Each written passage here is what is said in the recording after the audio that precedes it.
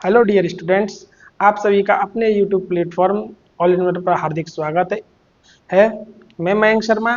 जैसा कि हम क्लास 11th फिजिक्स के बारे में बात कर रहे थे, उसमें अपना chapter first unit and measurement continue था। अब हम उसमें आगे बात करते हैं। हमने एक दो एग्जांपल्स भी देखे। जैसे हमने सबसे पहले जो एग्जांपल देखा था लास्ट वीडियो में, वो देखा था कि अगर कोई सिंपल हार्मोनिक मोशन करता हुआ कोई लोलक है या पेंडुलम है तो उसका आवर्तकाल क्या होता है, या फिर हमने आवर्तकाल का सूत्र उसमें क्या किया था, विमा की सहायता से, डायमेंशन की सहायता से हमने वो ड्राइव करके देखा था। अब हम एक दो एग्जांपल्स और लेके चलते हैं जो कि हमारी फिजिक्स में ही हैं। उनके फॉर्मूले हम देखते हैं।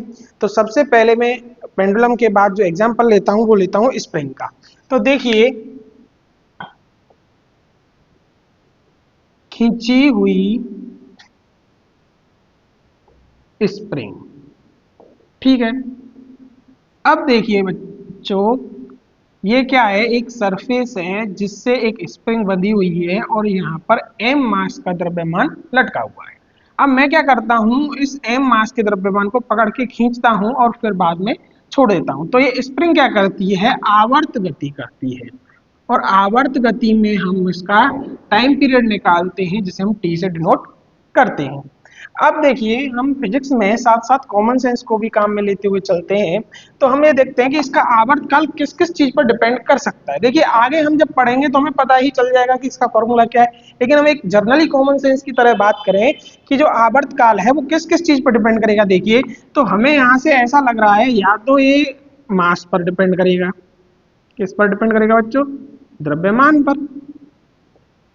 और एक होता है स्प्रिंग कांस्टेंट। स्प्रिंग कांस्टेंट या स्प्रिंग नियतांक, जिसे हम के से डिनोट करते हैं। तो ये निर्भर किस किस पे करता है, देखिए एक बार बात कर लेते हैं निर्भरता की। तो ये निर्भर करता है एक तो द्रव्यमान पर m, और दूसरा निर्भर किस पे करता है, स्प्रिंग कांस्टेंट, स्प्रिंग नियतांक k पर। अब हमें क्या करना है, डायमेंशंस की सहायता से हमें क्या करना है, आवर्त गति का, वो आवर्त गति में टाइम का क्या निकालना है, फॉर्मूला देखना है। अब हमें इनकी क्या पता होना चाहिए, यूनिट और डायमेंशन पता होनी चाहिए। तो देखिए, इसका तो आपको सबको पता है कि द्रव्यमान का क्या होता है, जो मात्रक, वो क्या होता है, किलोग्राम। लेकिन इसका अब हमें नहीं पता, तो मैं बताता हूँ न्यूटन पर मीटर। ठीक है बच्चों। अब देख लेते हैं इनकी विमा। मैं यहाँ साइड में लिख देता हूँ। देखिए, m1 l0 t0। और इसकी देखिए, पहले इसका हम और भी मात्रक देख लेते हैं, किलोग्राम मीटर पर सेकंड, क्योंकि न्यूटन का यही होता है, अपॉन मीटर। मीटर से मीटर कैंसिल, तो क्या हो जाएगा, किलोग्राम पर सेकंड स्क्वायर। और इसके हिसाब से मैं इसकी विमा लिखूंगी तो ये होगी। और टाइम की आप सबको पता है क्या होगी, m0 l0 t1 होगी। अब बात कर लेते हैं सर, t जो प्रोपोर्शनल है वो किस पर है, एक तो m पर है और एक k पर है। हमें पता है m के ऊपर पावर a लगा देते हैं, k के ऊपर पावर v लगा देते हैं। अब दोनों की डायमेंशंस लिखते हैं। तो देखिए, m0 l0 t1 proportional m1 l0 t0। k की लिखते हैं m1 l0 t-2 की power v। m0 l0 t1 proportional m की पावर a, इनकी पावर अगर a लगाएंगे तो देखो ये जीरो है, जीरो से मल्टीप्लाई होकर जीरो हो जाएगी। यहाँ पर m की पावर b और t की पावर -2b। वही, अगर बेस सेम हो तो पावर जुड़ जाती है। m0 l0 t1 proportional m a plus b और t की पावर -2b। अब दोनों में कंपैरिजन कर लेता हूं मैं, a plus B is equal to 0 और -2b इजकल टू 1। तो यहाँ से हम देखेंगे तो v इजकल टू या माइनस वी इजकल टू 1/2 आएगा, और v इजकल टू क्या आएगा, -12। इसमें रख देता है a -12 इजकल टू 0, तो a इजकल टू क्या आएगा, half. t proportional m and k। m के ऊपर a है तो देखिए a क्या आ रहा है, हाफ, और a के ऊपर v है तो v की वैल्यू क्या आ रही है, -12। तो देखिए, t proportional m half upon k half. और इसको मैं ऐसे भी लिख सकता हूँ m अपॉन k। अगर मैं प्रोपोर्शनल साइन हटाना चाहूँ और इक्वल टू लगाना चाहूँ तो क्या आ जाता है, कांस्टेंट आ जाता है बच्चों, और कांस्टेंट आते ही इसको हम ऐसे लिख सकते हैं। ये क्या हो गया, आवर्त गति अगर कोई स्प्रिंग कर रही है तो उसका टाइम क्या होगा, इसका ये फॉर्मूला आ गया स्प्रिंग। ठीक है, ये आपको समझ में आया कि नहीं है? ये हमने किसकी हेल्प से किया है, डायमेंशंस की हेल्प से। अब बात कर लेते हैं कि सर ये कांस्टेंट, तो कांस्टेंट की वैल्यू हम इससे फाइंड आउट नहीं कर सकते। ठीक है, ये एग्जांपल आपको जरूर समझ में आया होगा।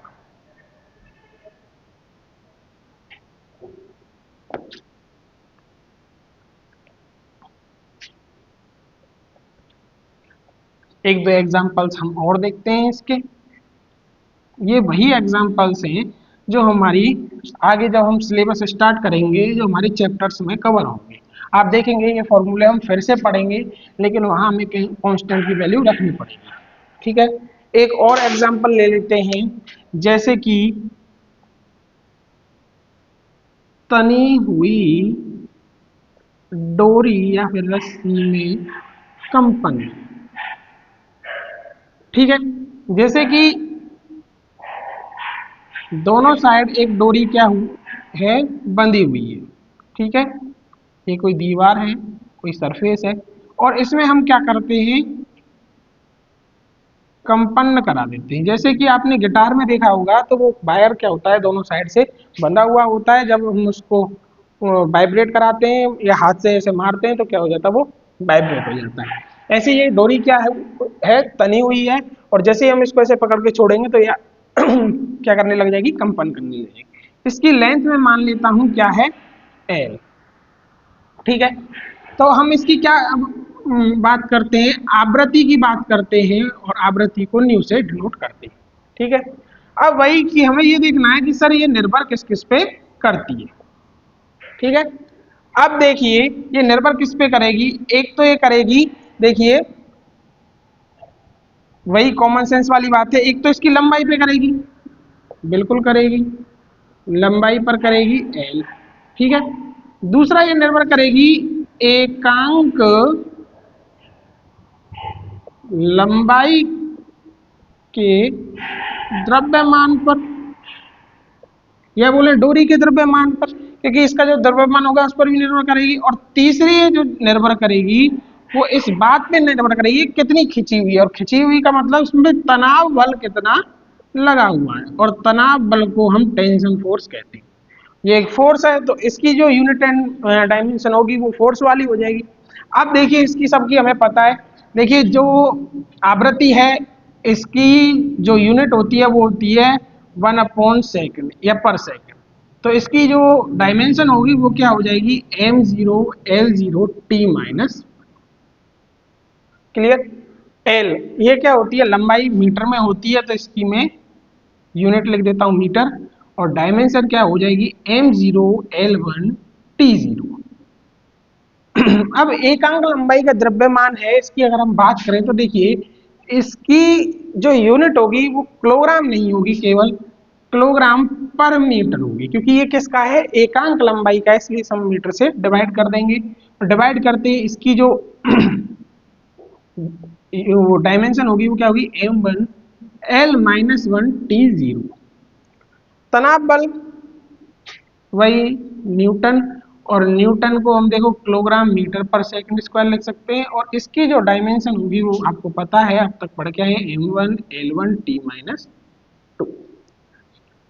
तो देखिए ये जो आवृत्ति है वो किस किस पे डिपेंड करती है, एक तो एम पर, एम नहीं सॉरी एल। ठीक है, एक एम पर डिपेंड करती है, एक टी पर डिपेंड, तो इस पर ए लिख देता हूँ, वी और सी सबकी डायमेंशन रखते हैं। इसकी क्या होगी, m0l0t-1 प्रोपोर्शनल एल की क्या होगी, देखिए m0l1t0 ए, m1l-1t0 बी, और m1l1t-2 की पावर सी। m0l0t-1 एल की पावर ए, एम की पावर वी, एल की पावर -बी। m की पावर c, l की पावर c, t की पावर माइनस। कंपैरिजन करते हैं। कंपैरिजन करने से पहले हम क्या करेंगे, पावर्स को जोड़ लेंगे। जैसे देखिए m की पावर v है और यहाँ पर क्या है c, तो b प्लस सी। l की पावर देखते हैं, देखिए a माइनस वी प्लस सी, और t की पावर देखते हैं यहाँ नहीं है तो माइनस टू सी। कंपैरिजन कर लेते हैं। कंपैरिजन से हमें पता चलता है b प्लस सी की वैल्यू क्या आ रही है, जीरो आ रही है। a माइनस बी प्लस सी की वैल्यू भी जीरो है, और माइनस टू सी की वैल्यू माइनस वन है। माइनस से माइनस क्रॉस हो जाएगा तो यहाँ से c की वैल्यू आ जाएगी हाफ। क्लियर। v की वैल्यू निकालना चाहें, b plus C is equal to zero है तो v is equal to minus C आएगा, v इजकल टू माइनस एक बटे दो। अब बात करते हैं a की, तो देखिए a माइनस बी प्लस सी है इक्वल टू जीरो। तो देखिए a b की वैल्यू माइनस में है तो प्लस हो जाएगी, और ये हाफ है ही, तो a इक्वल टू वन रख देते हैं। देखिए l a, तो a की वैल्यू वन, तो वन रहेगा। b की वैल्यू माइनस हाफ, ठीक है, और c की वैल्यू क्या रहेगी, प्लस, और c की वैल्यू क्या रहेगी, हाफ, तो t की वैल्यू हाफ। क्लियर। ये माइनस वन होगा सॉरी, क्योंकि ये इधर जाएगा तो माइनस वन। ठीक है, क्या आएगा देखिए प्रोपोर्शनल। देखिए क्या लिख सकते हैं, वन अपॉन ए, और t ऊपर रहेगा, t की पावर क्या रहेगी, एक बटे दो, और नीचे m की पावर एक बटे दो। तो क्या लिख सकते हैं, देखिए इसको ऐसे लिख सकते हैं, one upon L under root T upon M. कोई कांस्टेंट आ जाएगा, के मान लेते हैं, तो किसका साइन आ जाएगा, इजगल टू का आ जाएगा, अंडर रूट टी अपॉन। ये किसका फॉर्मूला हो गया, ये हो गया कि अगर कोई रस्सी तनी हुई है या डोरी में कंपन हो रहा है, तो उसकी जो फ्रीक्वेंसी होगी, आवृत्ति होगी, वो किसके बराबर होगी, इस फॉर्मूले के बराबर होगी। के यहाँ क्या है, कांस्टेंट है, जिसकी वैल्यू हम आगे देखेंगे। इस फॉर्मूले से हम पता नहीं लगा सकते कि ये जो कांस्टेंट है इसकी वैल्यू क्या हो। ये आपको समझ में आया कि नहीं आया, बहुत ही इजी है। ऐसे मैंने कई सारे आपको एग्जाम्पल कराए हैं, अब तक ये चीजें आपको क्लियर हो गई होंगी शायद। अब बात कर लेते हैं एक और लास्ट एग्जाम्पल की। ठीक है, कोई एक एग्जाम्पल ले सकते हैं, ऐसे आगे कई सारे फॉर्मूले हैं, आप खुद भी कर सकते हैं। ठीक है, बस हमें क्या पता होना चाहिए, तरीका पता होना चाहिए। और तरीका पता होने से ज्यादा बच्चों क्या पता होना चाहिए हमें, जो हमें फिजिकल क्वांटिटी दी हुई है उनकी यूनिट एंड डायमेंशन अगर हमें पता होगी तो इसको शायद मेरे हिसाब से सभी कर लेंगे। ठीक है, अब देखिए एक और एग्जांपल ले लेते हैं।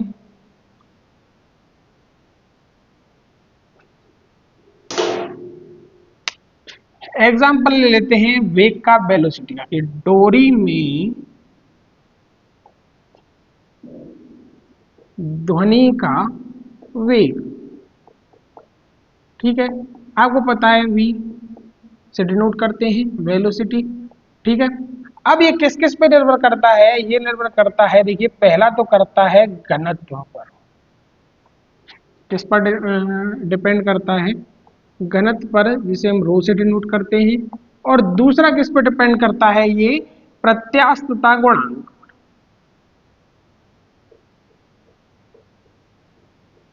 जिसकी आगे हम बात करेंगे, ई से डिनोट करते हैं। और प्रत्यास्थता गुणांक का जो फॉर्मूला होता है वो होता है बल बटे क्षेत्रफल, फोर्स अपॉन एरिया।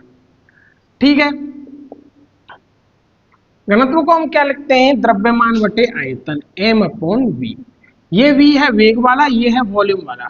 तो इसका जो होता है मात्रक वो होता है मीटर पर सेकंड, और इसकी डायमेंशन क्या होती है, m0 l1 t माइनस। ठीक है, इसको अगर हम देखें तो क्या होगा, देखो किलोग्राम पर मीटर क्यूब। ठीक है, और इसकी जो डायमेंशन होगी वो क्या होगी, m1 l-3 t0। इसकी अगर हम बात करें न्यूटन अपॉन मीटर स्क्वायर, और न्यूटन अपॉन मीटर स्क्वायर, देखो इसको और सॉल्व कर लेते हैं, क्या लिखेंगे, किलोग्राम मीटर पर सेकंड स्क्वायर, और मीटर स्क्वायर, एक मीटर से एक मीटर कैंसिल हो जाएगा, तो क्या होगी इसकी, देखिए यूनिट किलोग्राम पर मीटर सेकंड स्क्वायर। तो इसकी डायमेंशन क्या हो जाएगी, m1l-1t-2। बात कर लेते हैं, देखिए वेग प्रोपोर्शनल रो की पावर a और e की पावर v पर।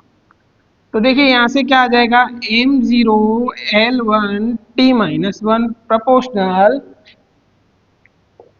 m1l-3t0 की पावर a। अब देखिए e पर, अब e क्या है, m1l-1t-2 की पावर v। यहाँ तक आपको सबको क्लियर होगा। देखिए m0l1t-1, तो m a l-3a, t है नहीं तो इसको यही बंद कर देंगे, m a l-v t-2v। देखिए और सॉल्व कर लेते हैं इसको, m0l1t1 प्रोपोर्शनल m a,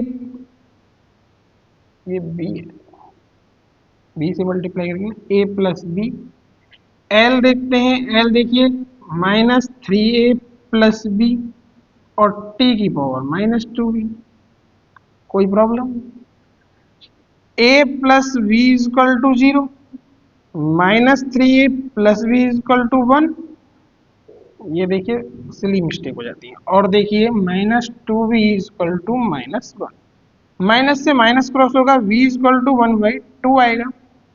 यहाँ से हम देखें तो a इक्वल टू -b और a इक्वल टू क्या आएगा, -½ आएगा। सर इस फॉर्मूले में अगर हम देखें तो बच्चों देखो, -3a plus v equal to 1, v की वैल्यू रख लो, -3a plus half equal to 1, -3a 1 minus 1/2, तो -3a इक्वल टू क्या होगा, एक मिनट कहीं गड़बड़ हुई है इसमें, आप एक बार चेक कर लें, -b, ये देखिए यहाँ पे थोड़ा सा गलत हो गया, ये क्या है, -b है, ये क्या है, -b है, और यहाँ पे भी क्या आएगा, ये माइनस। इन चीजों का ध्यान रखें, यहाँ पर प्लस हो जाएगा 3/2, तो a इक्वल टू क्या आएगा, माइनस का a, 3/2 मल्टीप्लाई 3 से 3 कैंसिल हो जाएगा, तो a की वैल्यू यहाँ से भी क्या आएगी, 1/2 आएगी। क्लियर, इससे भी निकाल सकते हैं, इससे भी निकाल सकते हैं, वैल्यू दोनों की सेम आएगी। अब देखिए फॉर्मूले में रखते हैं v प्रोपोर्शनल रो, a की वैल्यू -½ e की वैल्यू +½ ठीक है, तो v प्रोपोर्शनल क्या आएगा, e अपॉन रो का अंडर रूट, और अगर हम समानुपाती का चिन्ह हटाते हैं, इक्वल टू लगाते हैं, तो कोई कांस्टेंट आएगा, e अपॉन, तो वेग का फॉर्मूला क्या आएगा, k under root e upon rho. ये आपको समझ में आया कि नहीं आया। यहाँ तक की बात हुई थी हमारी एप्लीकेशंस ऑफ डायमेंशन, मतलब विमाओं के अनुप्रयोग की। अब हम देखते हैं कि इसकी कुछ ना कुछ सीमाएं होती हैं, वो सीमाएं क्या क्या हैं उनकी हम बात कर लेते हैं। चलिए बात करते हैं।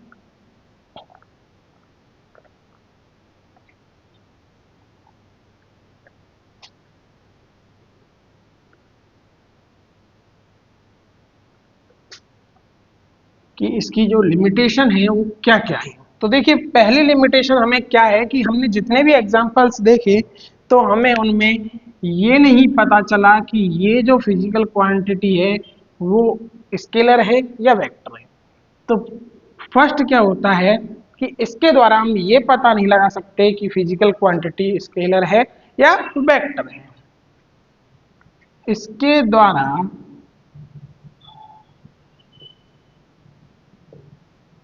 किसी भी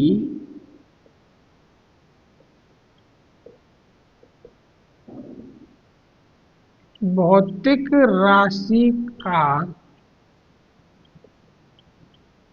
अदिश व सदिश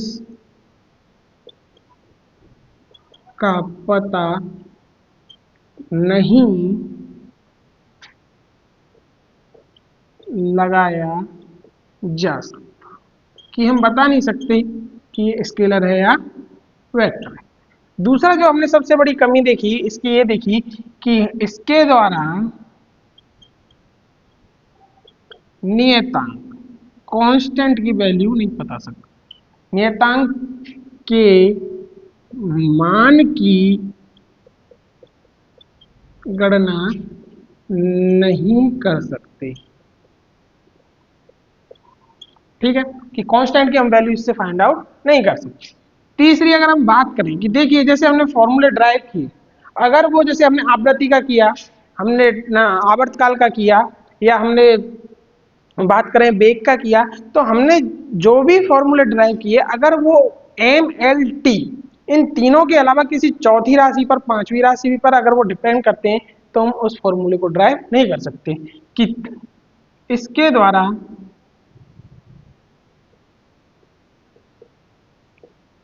किसी भी भौतिक राशि जो कि एम एल व टी के अलावा अन्य किसी पर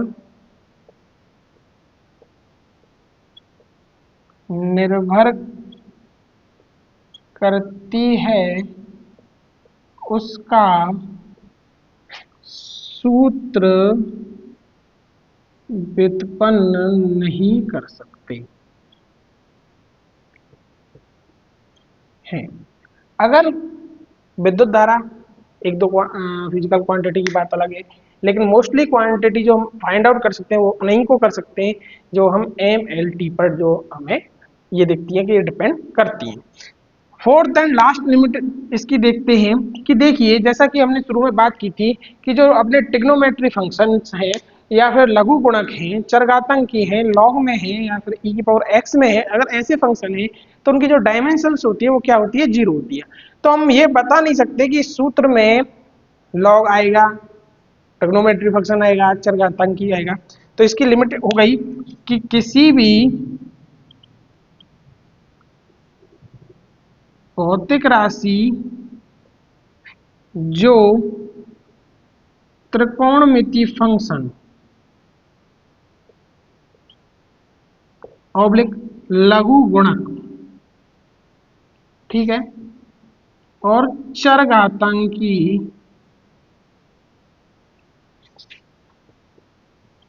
फलनों पर आधारित हो